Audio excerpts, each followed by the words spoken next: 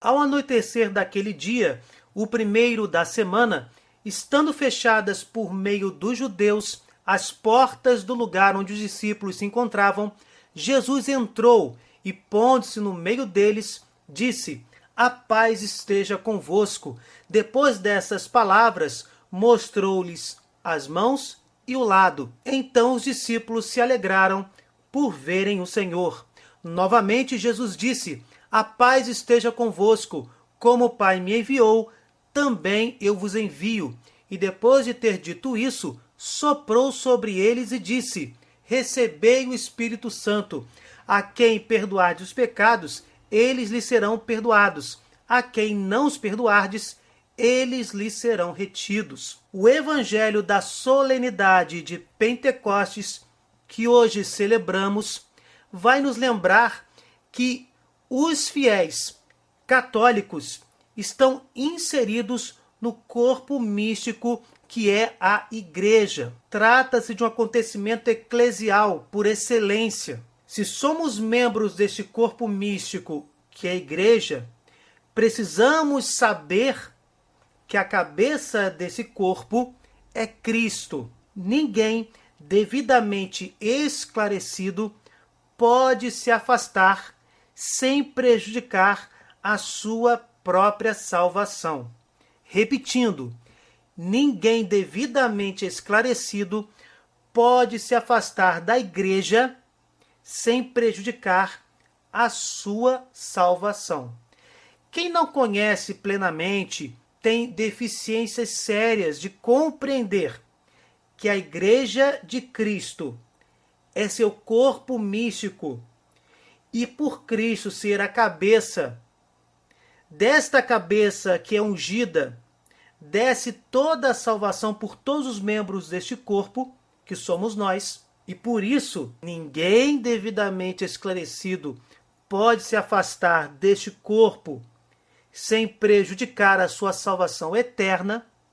As pessoas que têm dificuldade não se encaixam aqui, porque elas estão com dificuldade de compreender, mas dificuldades sérias, ou nem receberam a revelação. Também existe o sério risco das pessoas tentarem diferenciar a Igreja de Jesus Cristo. Eu acredito em Jesus, mas eu não gosto de ir à igreja. Jesus Cristo é a cabeça da Igreja. Jesus Cristo é a cabeça deste corpo místico, cujo Espírito Santo, terceira pessoa da Santíssima Trindade, é a alma. A alma da Igreja, fundada por Jesus e confiada a Pedro e aos apóstolos, é o próprio Espírito Santo, é o próprio Deus, neste caso, terceira pessoa da Santíssima Trindade. Apesar dos erros de muitos membros, que são pessoas, são imperfeitas, a Igreja é santa, pois a cabeça dela, como já dito, é Jesus Cristo. Jesus Cristo promete assistência à sua Igreja, promete enviar o defensor, o Paráclito, aquele que vai ajudar a compreender os ensinamentos de Cristo, a compreender a Boa Nova, o próprio Espírito Santo. Por isso se diz que a alma da Igreja é o Espírito Santo. O Espírito Santo fica com a Igreja, procede do Pai e do Filho, para preservar a sã doutrina da salvação que está na Igreja. É a própria missão da Igreja preservar essa sã doutrina e divulgá-la. E quem ignora esta realidade de que a Igreja está intimamente ligada a Jesus, não podemos separar essas duas realidades, porque, como já dito, Jesus é a cabeça da Igreja.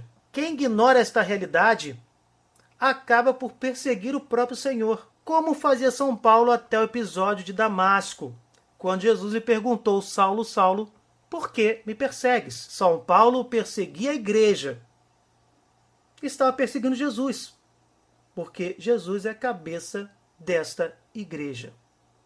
E no fim do Evangelho nós temos aí Jesus ressuscitado soprando sobre os apóstolos, Dentro da igreja são administrados os sacramentos, 7 sacramentos. E a confissão purifica-nos, perdoa os nossos pecados.